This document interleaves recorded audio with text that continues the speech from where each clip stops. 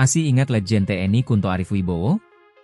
Jenderal Bintang 3 TNI yang kini menjabat sebagai Panglima Kogabuilan I menjadi sorotan.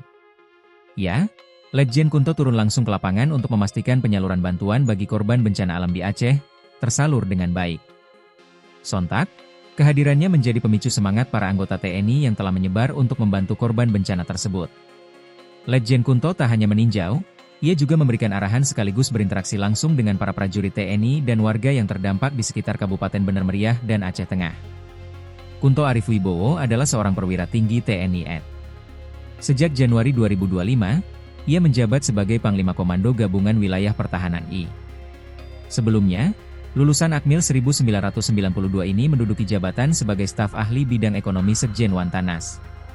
Dia juga merupakan putra dari mantan Panglima ABRI dan sekaligus Wakil Presiden Indonesia ke-6 Jenderal TNI, Purnawirawan Tri Sutrisno.